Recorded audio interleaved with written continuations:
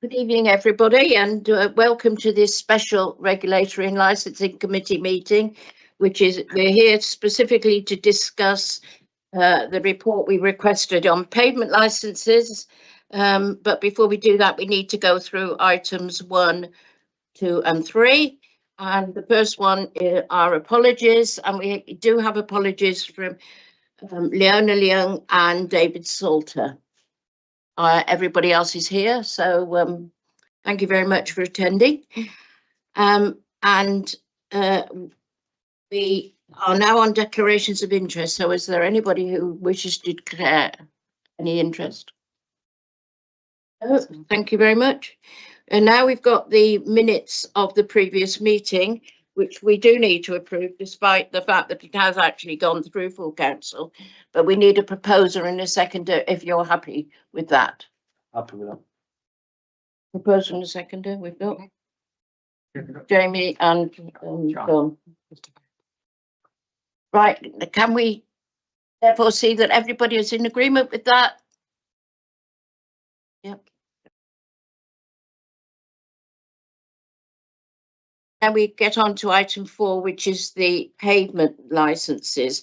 But before we do commence this part of the meeting, I just want to mention how it will be conducted. The only people in this room who are allowed to speak are the members of the committee and the officers supporting us.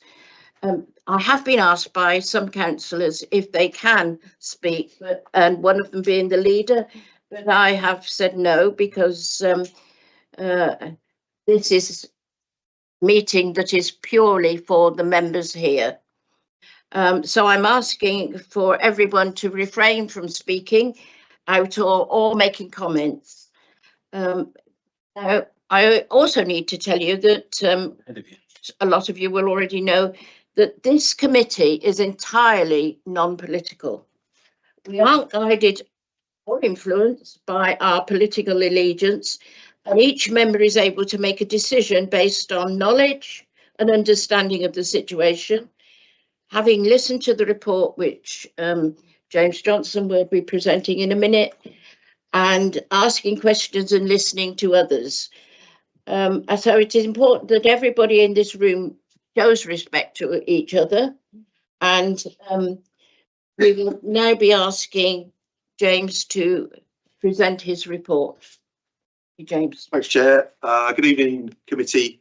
Before presenting the reports, I first want to affirm that Lichfield District Council absolutely wants to support businesses to place furniture on the pavement so that they can provide a service to local people and to visitors, to generate revenue and to help create the kind of atmosphere we want in Lichfield District. This view is shared right across the council and no doubt by the vast majority of the public. Our approach to pavement licensing is about attempting to balance the needs of pedestrians, whose legal right it is to use the pavement, specific groups of pedestrians, including wheelchair users, people who suffer from sight loss, those businesses who want to use the pavement, and ultimately our duty to keep people safe. Pavement licensing is the only mechanism that allows businesses to lawfully place furniture on the pavement, and it provides the legal framework through which those different needs can be managed effectively. Implementing the regime correctly also supports us in meeting our duties under the Equality Act 2010 and the Highways Act 1980. To provide some context, Lichfield District Council supports and regulates 883 food and drink businesses across the district. 25 of those businesses want to place tables and chairs on the pavement, which is consistent with the number doing so prior to the change in law. This represents less than 3% of all the food and drink businesses in the district. Of those 25, 19 have applied and been granted for a licence, and the majority are complying with the conditions. The report includes a reference to the approach taken by City of York Council, as they have been subject to a judicial review for breaching both the Equality Act 2010 and the statutory guidance on pavement licensing. The claimant was a visually impaired wheelchair user who, in May 2022, found herself trapped between furniture placed on the pavement by businesses. City of York Council settled out of court for an undisclosed sum. That council now require a minimum of 1.5 metres of pavement be left unobstructed, which increases to 2 metres in areas of high footfall. York city centre includes some streets that are laid out in a similar way to those in Lichfield, in that they include some streets which are relatively narrow and have no curb. In those areas, pavement licences are only granted between 10:30 and 1700 hours daily, which is when the streets are fully pedestrianised and closed to all vehicles. Recent changes in their city centre to increase disabled access and parking has resulted in some pavement licences being revoked, and the City of York Council charge £500 per year for a pavement licence and have said that licence conditions will be stringently enforced. Finally, there are 3 elements of the report that I want to highlight. The first is that the introduction of pavement licensing in England should be viewed as positive. Prior to that, both planning permission and an annual licence from the Highway Authority was required. Both took a long time to obtain, involved wide consultation, and the cost to businesses nationally was considerably more. The second is that officers have gone above and beyond to support and encourage businesses to comply with the law. This has included delaying the introduction of the licensing regime, then delaying enforcement against those businesses without a licence, and then after enforcement notices had been served, delaying action for failing to comply with them. Officers have made the application process as quick and simple as possible, have reduced the fee to zero, have not imposed conditions that many other councils have that relate to, for example, the style and design of furniture, the requirement for barriers, toilet provision, access widths, and more. Officers have not sought to licence furniture on private land that forms part of the highway. Businesses have been written to and visited to remind them that they need to apply for a licence in order to comply with the law, and have taken the necessary measurements on behalf of some businesses who have said they were unable to do so. The third part that I want to mention is that legal advice has been taken on our current approach, which suggests that this council may have already erred in favour of the businesses and not given sufficient regard to the rights of pedestrians and to specific groups of pedestrians, and that any further reduction in unobstructed pavement width could leave us open to judicial review. So the committee have had obviously a copy of the reports. As you've become used to with me, I will go through each section. I'm not going to read it verbatim, unlike the brief I've just given, and I will skirt over some parts, but I will check first whether the committee want me to go into more detail. Where I've just delivered that, I will shorten those parts in the report. You'll be pleased to know. So the executive summary. So this is on page 7. The previous government recognised that the pavement licensing regime, where businesses could obtain consent to place furniture on the highway, was both lengthy and expensive, as I've described.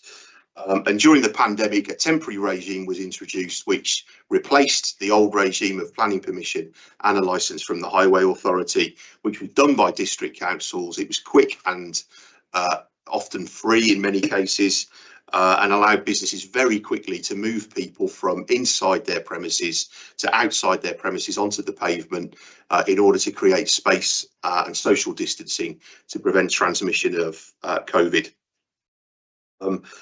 On the 1st of April 2024, that temporary regime was made permanent, with some minor amendments, including the ability for district councils to charge for a licence in order to recover their costs. The charge was capped nationally at £500 for a new licence and £350 for a renewal. The government guidance states that where a licence is granted, the minimum width of 2 metres or 2,000 millimetres of pavement should be left unobstructed. And this committee approved that locally on the 25th of September 23. And a copy of that, when it was brought before the committee, is at Appendix A. However, that guidance also states that an unobstructed width of 1.5 metres is acceptable where those 2 metres is not feasible. Incorporating 2 minimum widths in a set of standard conditions is understandably difficult. and therefore following concerns expressed about the impact that requiring 2 metres would have, that was reduced to 1.5 metres in April 2024, and that was a decision I made based on a consideration of the impact it would have on businesses and a risk assessment as to the local conditions in some of the roads it would affect. I've covered how the council has been supportive towards business in terms of implementing pavement licensing, and I've covered the number of licenses that have been granted locally.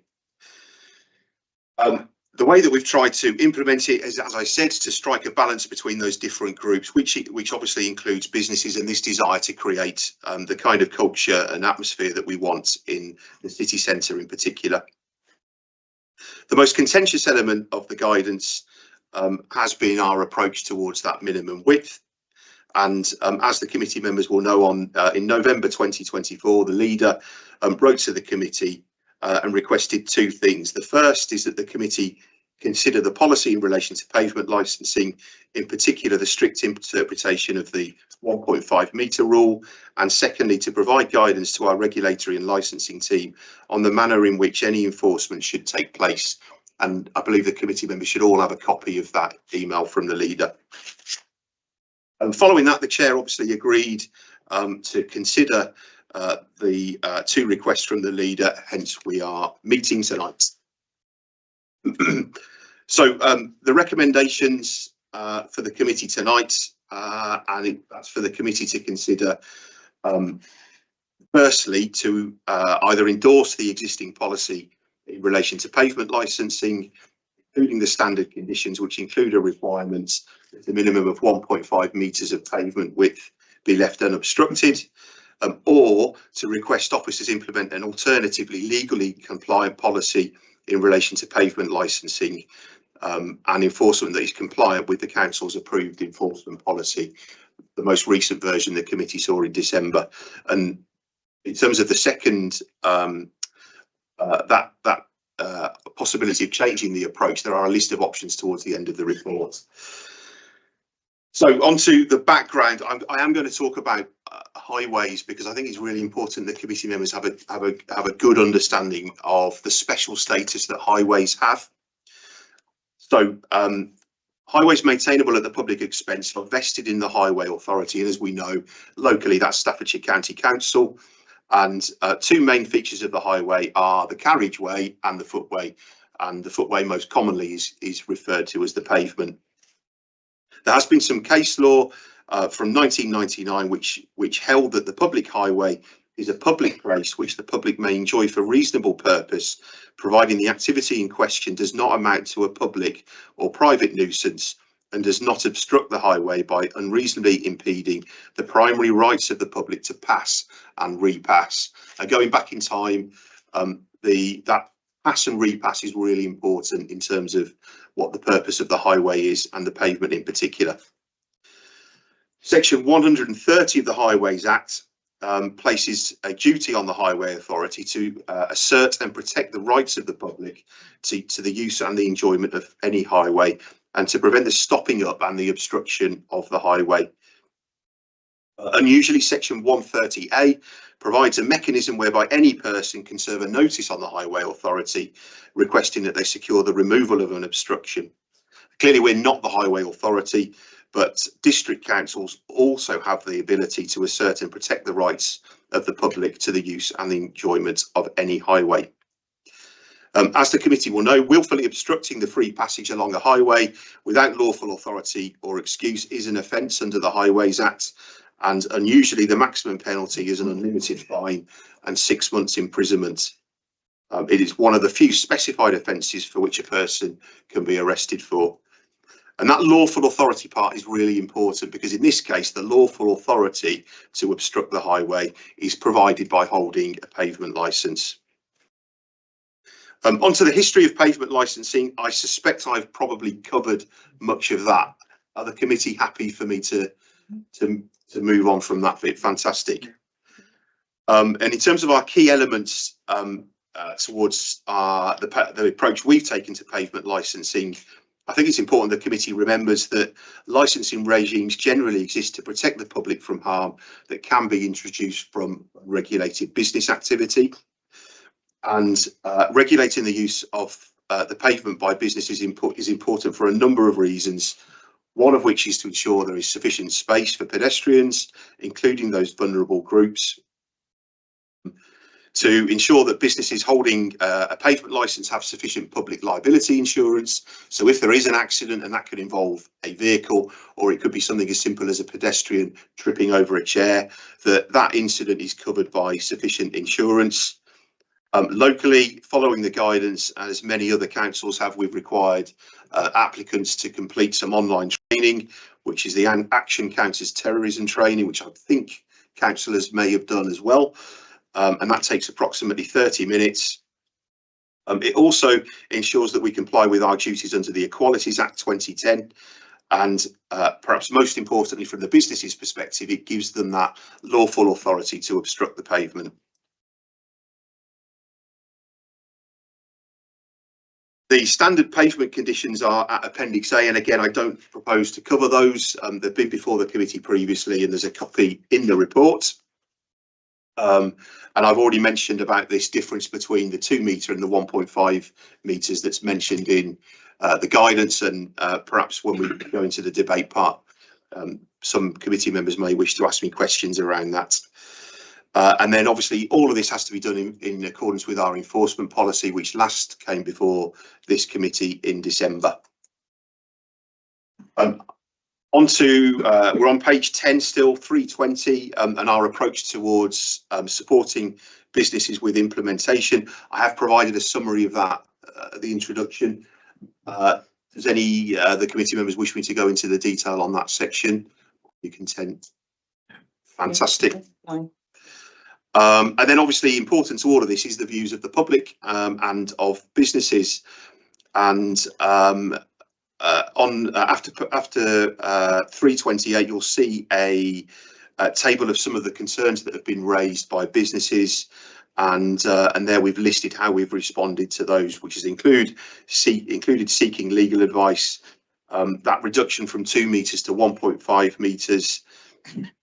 Clarity on the difference between the legislation and the guidance, the cost of the licence being reduced to zero, questions around the pedestrianisation and its status, and some concerns over the approach that we've taken in our communications with businesses.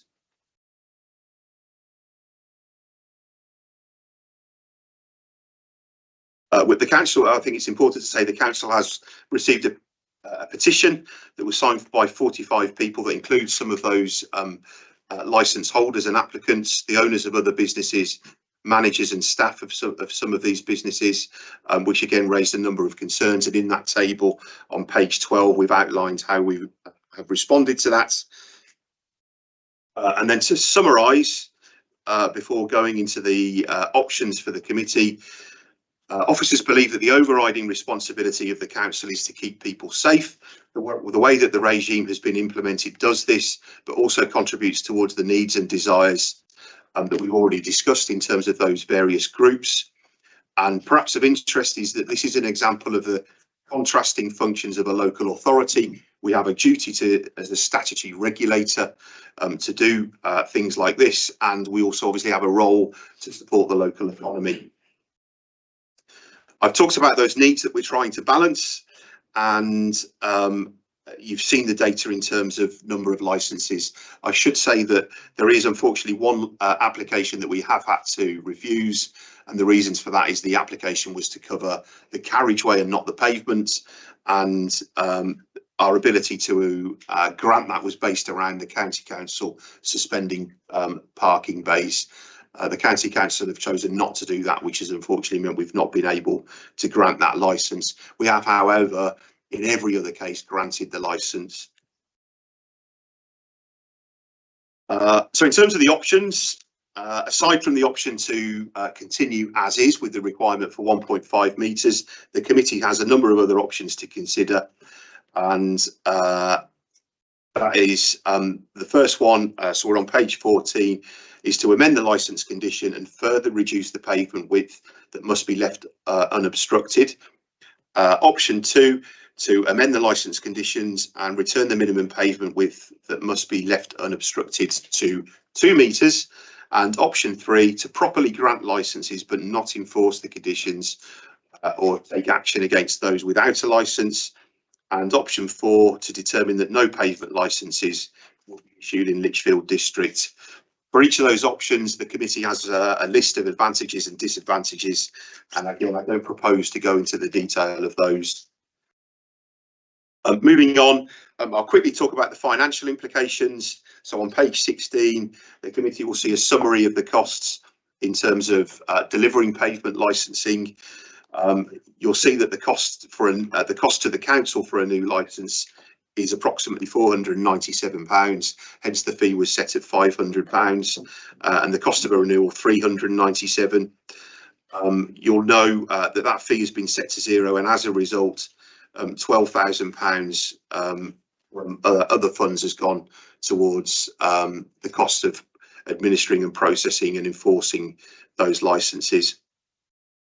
And then the only other part I will cover is page 17, crime and safety issues. So we have included some data around road traffic collisions, and I will caveat that that it is very difficult to get detailed data. Ideally, we would have had data on specific roads, for example. There is a map at Appendix D which shows you where the road traffic collisions have been, and this is across the whole city centre over a long period of time. But I thought it was important to include, to remind the committee that obviously road traffic collisions do occur. The majority of them have involved pedestrians. Some of them are have been fatalities, and there is some data in there about the number of vehicles going into the pedestrian area. And a survey was done, and between 0900 and 17 hours daily, 1 new car entered the pedestrian zone every 2.5 minutes. And that's our bit about keeping people safe and assessing the risk involved from vehicles going down there alongside businesses using the pavements for furniture. And I think that is everything I intended to cover. I'll quickly go through the appendices. So you've got a list of conditions. There's a couple of photos included. So Appendix B are images that were submitted by a member of the public. And I can give you the date for that. It was September 2023, so not last September, the one before.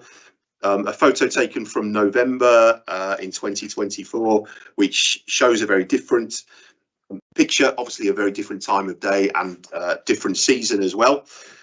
You've got the road traffic collision map at Appendix D, and then for the committee members, you've been given a copy of legal advice provided by Anthony Collins, which is as usual not for publication. And I think, Chair, unless you have any questions, I've covered the report. Thank you very much. That's a very comprehensive report. I'm sure you will agree that that has actually highlighted exactly what we asked to be highlighted, and thank you for doing that.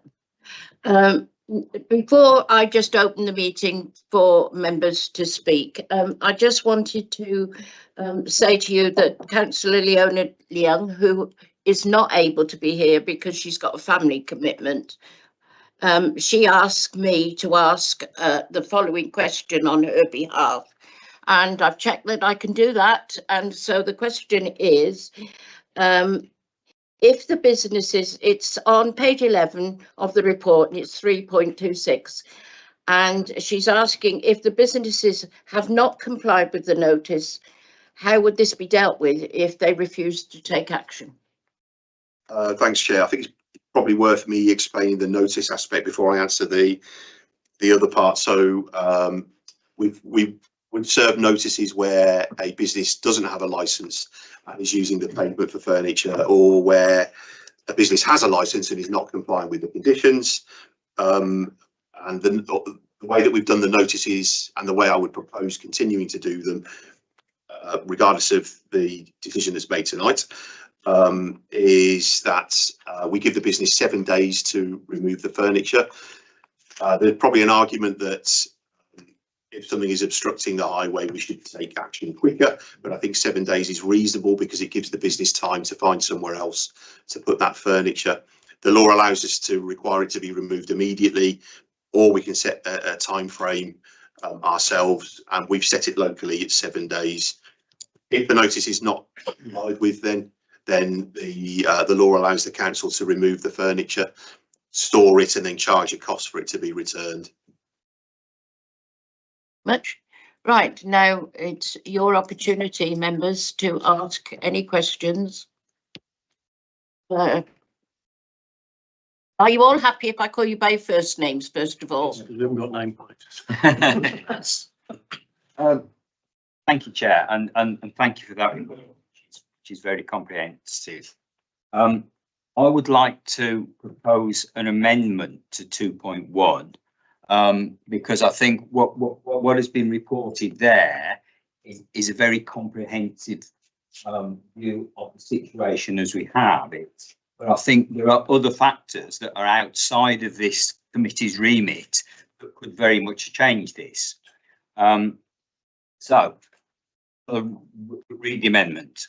And I've got a copy here if 2.1, the Regulatory and Licensing Committee request 1. Officers urgently discuss with relevant parties how the wider issues, brackets, not under the jurisdiction of this committee, and brackets, concerning Bird Street and Market Street can be changed to allow a legally compliant policy in relation to pavement licensing enforcement that is also compliant with the council's approved enforcement policy and supports businesses. And 2, officers report back to the next Regulatory and Licensing Committee on any changes that materially affect the pavement licenses. The reason that I want to move this is that it's clearly an important issue. I've had a lot of emails about it. We've got members of the public who have come, and there have been various petitions. This committee can only determine the policy under the current context, and has no say over wider issues such as pedestrianisation, parking, and so on. Actually, if they had been changed, if they were to be changed by other people, that would affect the decision that we take here. Therefore, this amendment seeks to allow those other people to determine if they want to reconsider some of these things that will support businesses and allow proper access to those in wheelchairs, with buggies, mobility issues, vision impairment, etc. And I hope that people can work with businesses and disability groups to see what can be done. For context, the sorts of issues that I'm talking about, and this is only an example because we have no say over them, and I obviously can't think of any of everything, but the sort of things is the pedestrianisation scheme, particularly for Bird Street and Market Street. There's no reason why it has to be the same scheme as for the other bit from Tamworth Street through to Bow Street, because the context of the two areas is very different. The sort of things that could be considered by other people are whether there are certain delivery times, whether there could be parking permits for businesses who might want to choose to go on Bird Street rather than you use the road at busy times, and other things like that that would greatly reduce the traffic. At the moment, I understand there are 858 permits to drive through the pedestrianised area, but that includes both areas. And there's no reason why somebody who has got a proper permit to Tamworth Street and round the market to go to Bow Street should also be allowed to drive down Bird Street. If it was separated, I am sure if you look at the context of that area, there are far fewer people who would have proper permits to go down there. Obviously, having the raising bollards that are coming in will again help to control that. If more controls were put in place, and again, that's not for this committee, that's for somebody else, the only vehicles that may need to access it are, say, emergency vehicles, taxis with blue badge passengers, residents and business owners. There's no need for blue badge holders to go down there because there isn't any blue badge parking. If these changes could be made, then this committee could ensure good legal access for pedestrians, meet the Equalities Act and allow businesses to thrive. It's for others to determine this context that we could make these decisions. I acknowledge there's been support for businesses with the free licenses and support from officers, but it's this pedestrianisation that is causing the problem. I think the issue has festered too long. I mean, I think as far back as February 2024, the leader asked or ordered that enforcement wasn't done on pavement licenses. That was under a different scheme. It was the pedestrianisation trial and the previous scheme. But it kind of showed at that time that there was a potential issue that needs to be addressed. And I would ask that other people address that and come back to this committee so we can make a decision. Before we go any further, can I just ask the monitoring officer, he wants to. Yeah, thank you, Chair. Just to say that I think it's perfectly in order for councillors to make reference to the sort of wider context, but the focus of this committee is one of policy, and those questions to actually for this committee to require parties to look at the wider issue is actually outside the terms of reference of the committee. So it can be done through other, there are other forums for looking at policy. But it's not the question tonight. So I would caution against the first of those recommendations. The second one, in terms of if there are material changes, then it comes back to the committee. That's absolutely fine. But just the first of those recommendations, I think there's a clash with the terms of reference. You. I was going to second Russ's motion to amend, and taking Mark Hooper's advice into account, I still wish to push this forward for discussion, and I reserve my right to speak further on the matter. Me. Yeah, we're here as a licensing committee making the decision on the current regulations as they are. We're being asked how our enforcement officers should act on what currently exists. I understand there may be a review. I understand the MP is very keen for there to be a review as to what happens. And I accept that a car going down there every 2.5 minutes is not a pedestrian area.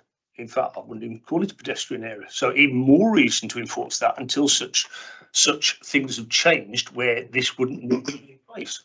If that is the aim, to get the pedestrianisation changed, change it and then come back to this committee and it can be reviewed then. But at the moment, I see no reason whatsoever to go outside the recommendations of this report.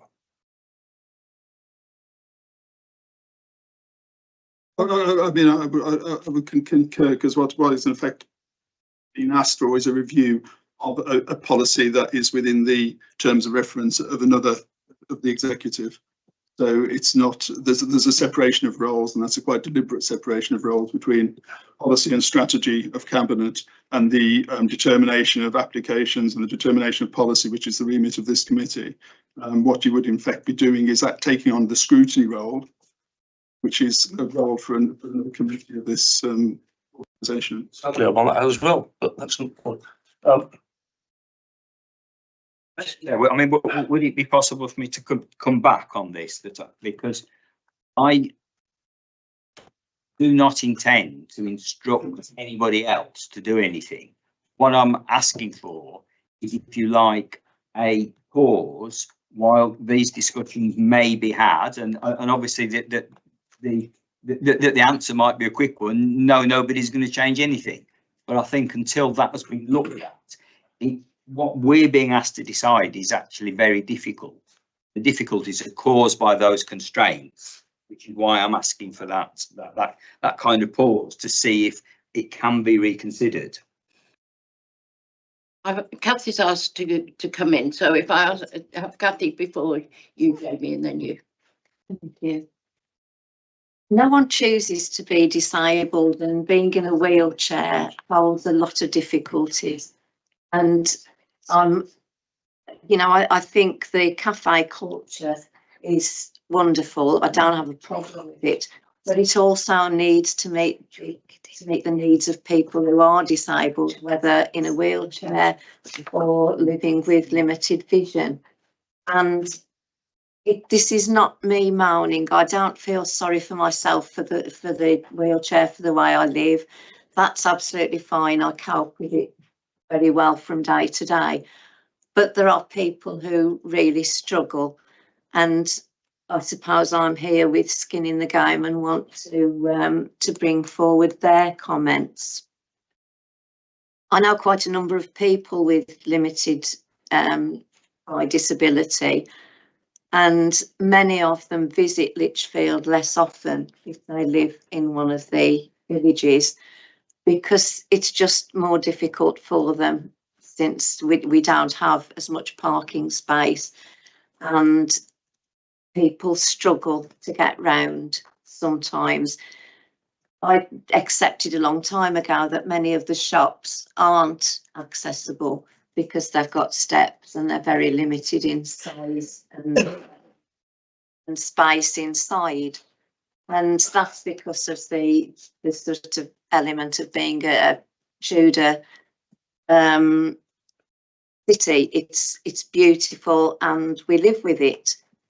But when you watch people trying to negotiate pavements that are cluttered, particularly people with limited vision, because they can't remember from one time to another when things have moved where they are, so they struggle to get through and not have an accident.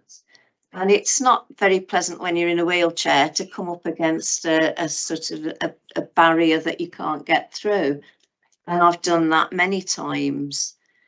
So outside seating is fine, but we want to see that the furniture doesn't creep out, because when people are moving and standing up and the seats are getting pushed further and further out, I think that needs monitoring to make sure that there is always that throughway for people to get through.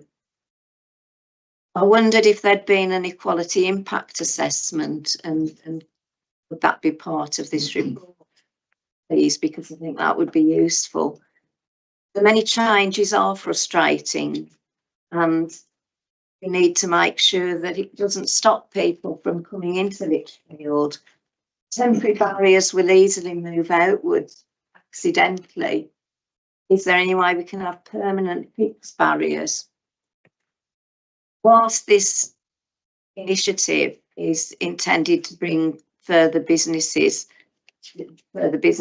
the area and the shop, if other visitors cease to come into Lichfield, then it will be taking business away from some of the shops.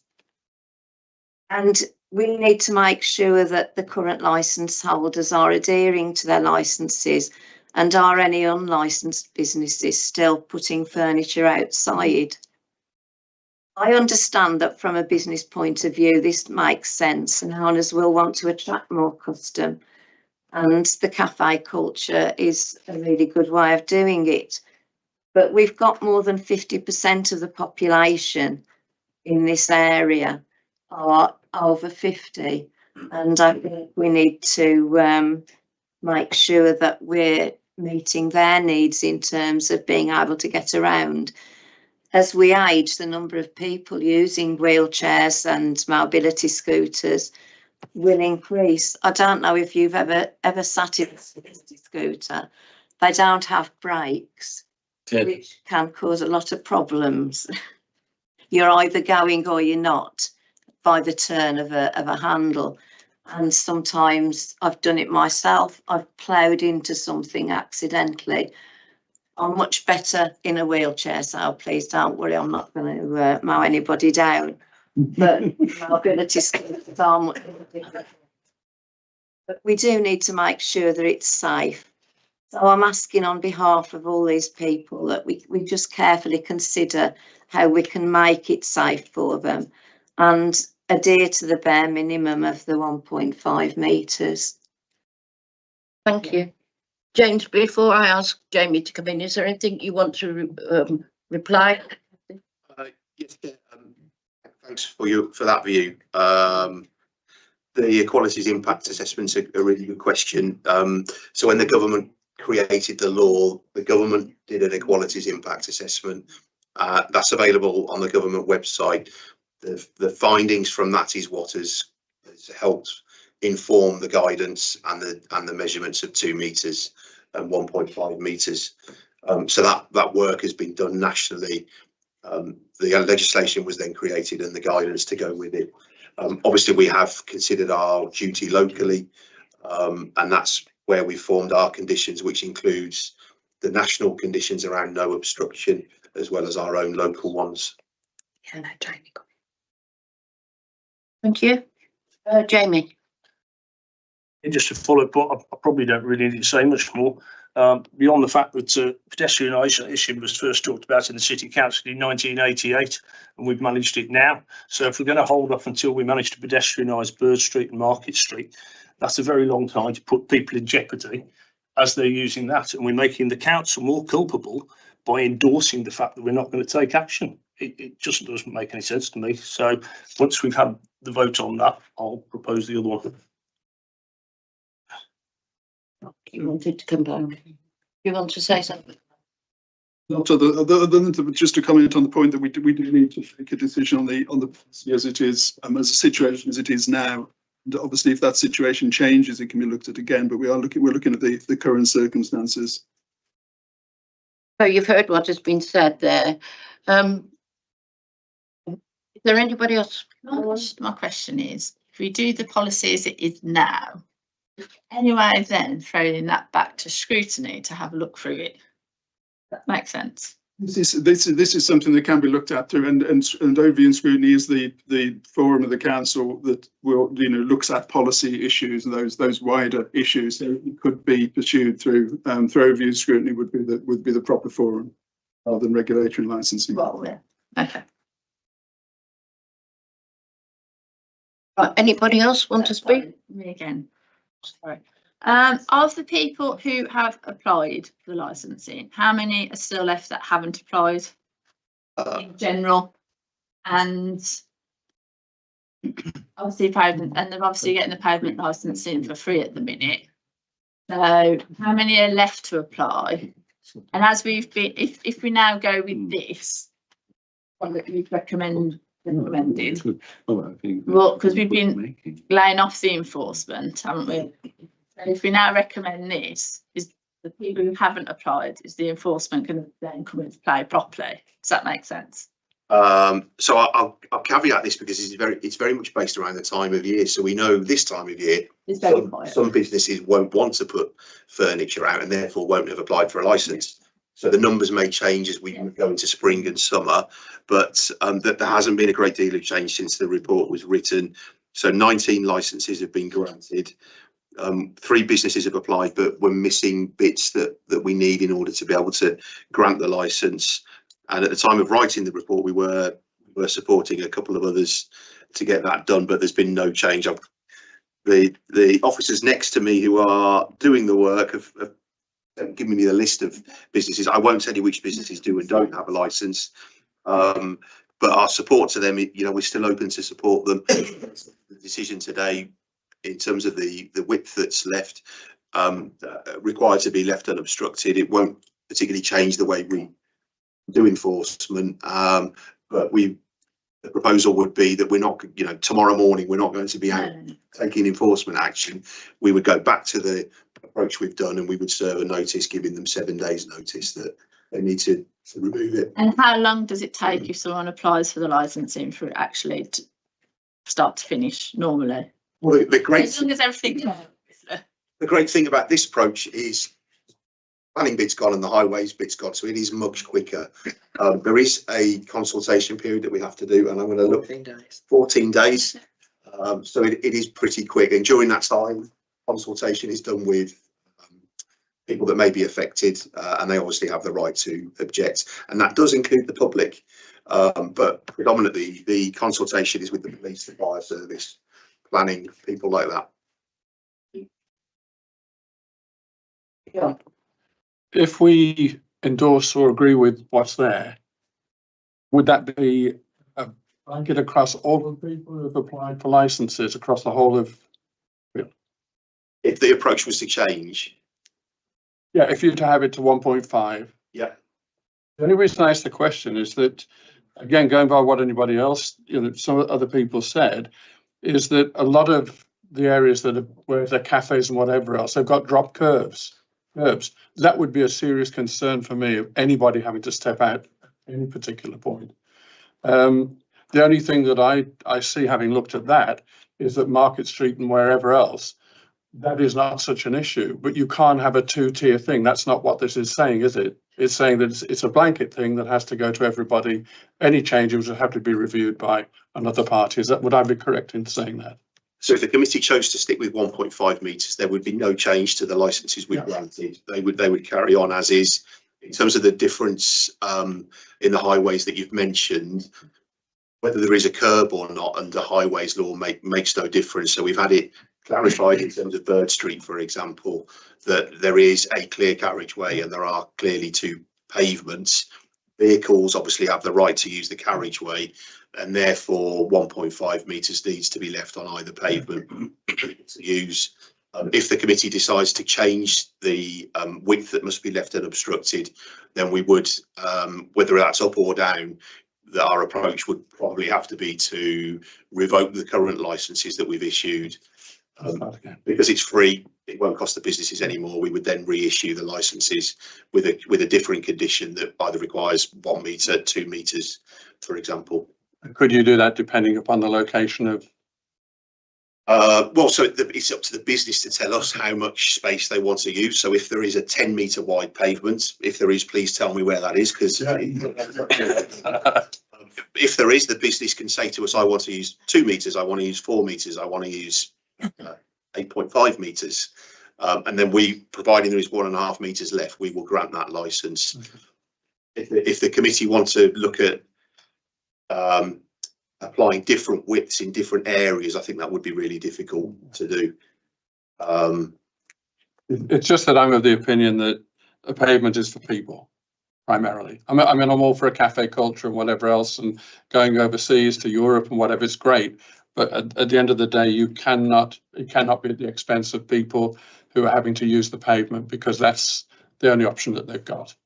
Especially when you've got vehicles going through that you don't know when they're going to be there and whether you can get past. So I do have a concern on that respect. Thank you. Is there anybody else who wants to? Yeah.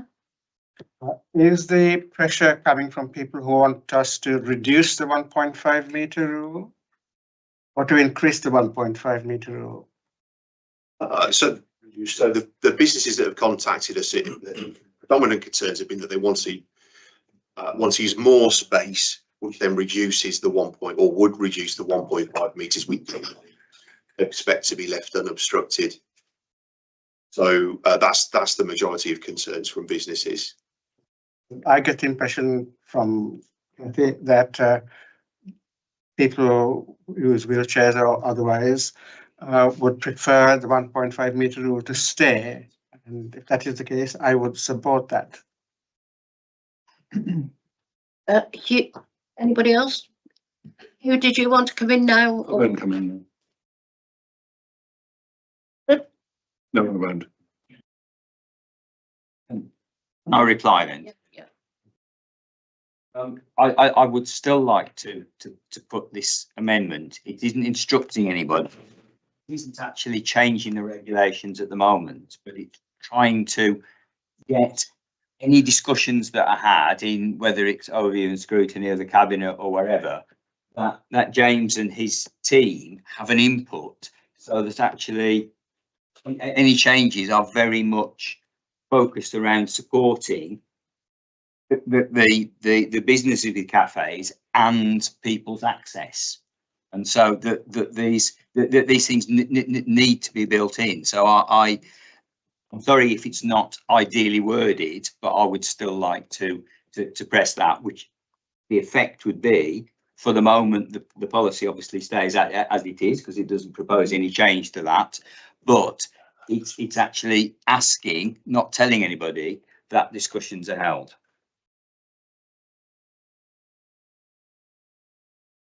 The current, sorry, Chair, through you, the current wording of the amendment is that officers urgently discuss with the relevant parties how the wider issue. The problem is the wider issue is not the responsibility of this committee. So the committee would be asking relevant parties to discuss something that is not a regulatory and licensing matter. Individually, you know, there are other. It can be, members can express the opinion, that's right, and they are interlinked. I mean, that's a difficult thing with this. There's an interlinking of issues, but there's also vision between the responsibilities. And I'm just concerned, looking at the terms of reference committee and the committee requesting that something is done that is outside its terms of reference. There are other ways to pursue that query. Dora. So, again, I'm asking questions and obviously you guys can answer it for us. If we go through with these recommendations, we then ask in some way it to go to opening scrutiny, or is there a way of us going around to going, we're happy with these recommendations at the moment and we'll stick with the recommendations, but somehow we want it to be looked at through other groups. Does that make sense? Yeah. I'm trying to get it around that. Sorry, yeah, it does make sense. I mean, members can individually request of the View and Scrutiny Committee. The concern is this committee to make that request is doing something that is. Their remit. Okay. Norman, did you want to? Thanks, Chair. I was going to say very much the same. Clearly, the chair of the Overview and Scrutiny Committee is sitting behind me, so I'm sure he's heard the conversation, and I'm sure if that committee seeks to take up this conversation or take up this Councillor Bragger's challenge, I suppose, as it were, then that's for him to determine, isn't he? But as Mark has quite rightly said, at the moment, the committee can only determine the policy that sits in front of it. That is the remit of this committee, and I think that's come across quite clearly. But to be fair, I think Councillor Bragger, you haven't argued that. I think you said leave it as it is at the moment. And It isn't within the remit. yeah, Can I make the point that we are not asking this committee to make policies outside its remit. We're asking for information on the results of policies which have been made by others. But the mechanism by which we inform ourselves of the effects of this policy is by the officers talking to the stakeholders, i.e. the businesses which are affected. So we're asking for information gathering from the grassroots. Okay, would it? We're not asking to change policy. Do you mind if I come in as well, Chair? I'm just trying to be helpful, that's all. But, so other parties, so the Cabinet and or the ONS committee may at some point wish to have a look at pedestrianisation in particular, I think. Would it not be better to say leave the recommendations as they are, but add to it if at some point in the future the policies around pedestrianisation were to change, then ask officers to bring this back to the committee? Does that make sense what I'm saying, Mark? Is that? That's perfect sense. So it's achieving the same thing, I think, isn't it? Except that it would not necessarily just be pedestrianisation. It might be other policies. No, so what I'm saying They though, make it a general. exactly that. So if a relevant policy changes at the hands of another committee or somewhere else at some point in the future, ask officers to come back. Yeah. If that's, I'm not sure if that's really good in recommendations, but yeah.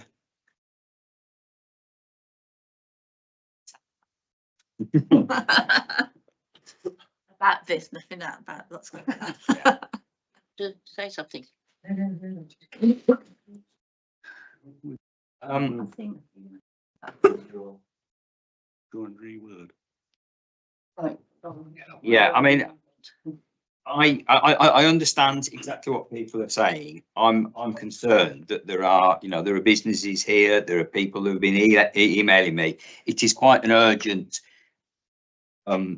thing issue I believe to be looked at. Obviously, that's for other people who have the power to do that, to decide themselves. I believe it is. So if it's just left that we're remaining in this context, what I'm saying is we can make a much better decision if the context changed.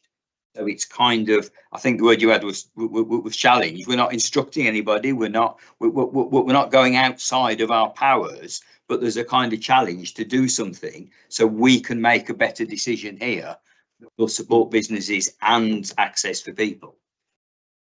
And if it was possible to reword this, I mean, obviously I'm quite happy to, but that is the gist of what I'm trying to do. Through your chair, I think the second part of your recommendation sort of encapsulates that, because it's saying that if circumstances change, the report comes back to this committee. Then the circumstances are something that are addressed through the other channels, like the proper channels for looking at policy. So members can pursue that outside of this committee, and then it would be, and then by that second part of the amendment, it would be automatically, the committee can then look at the changed circumstances. But it's here tonight to look at the current context, policy, and the current situation that we have today. If that situation changes, it will come back to the committee and it will re-examine the policy.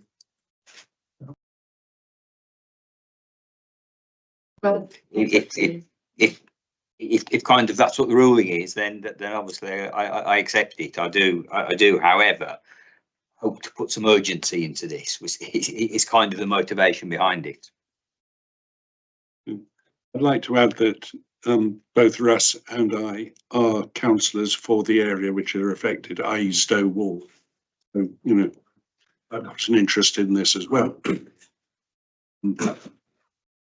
Our residents do contact us on this and other related issues. Right, is there anybody else who wants to speak at all? Did you want to come back, Jamie? You did say it's something. I haven't worked out whether we're voting for. Yeah, I was going to say. Amendment. You're going straight for the straight amendment. Yeah, Chair, would it be helpful to be, if we could ask the monitoring officer to be clear about what it is that the committee is being asked to consider at the moment? I'm happy to go ahead with the initial recommendation. Vote on that. If we're arguing else, let's just have voted and move on. Mark, So yeah, just to sum up, are we going with the first part of the recommendation, and then the suggestion from Councillor Bragger that the report back on if there are any changes that materially affect that? Have I been right on that or not? I think that's what we're going to have to do. That's a fair summing up, I think. Yeah. Yeah, and then individual councillors will pursue things in other ways too. Exactly. Yeah. Would you read out the recommendation that we're going to be voting on? Yeah.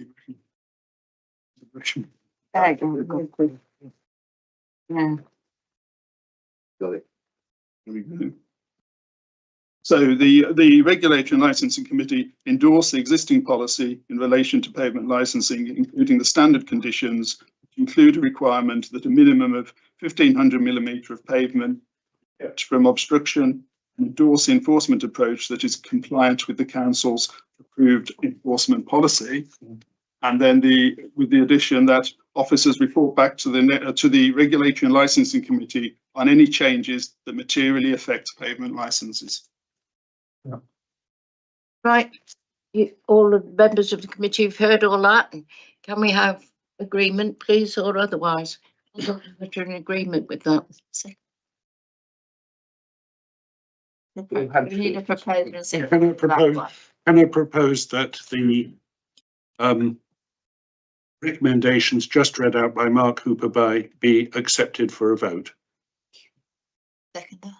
And someone to second that. Right, All those in favour? well, yeah. I thought that's what I'd already said. Exactly. Say that before. So all those in favour of what has been read out, please show. Yeah, unanimous. Thank you very much. Steve Norman.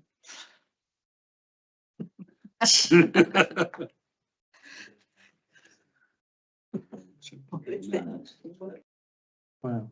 Yeah, we do need to do the work. So that concludes our discussion and on the pavement licenses now. So now we go on to item 7, which is the work programme.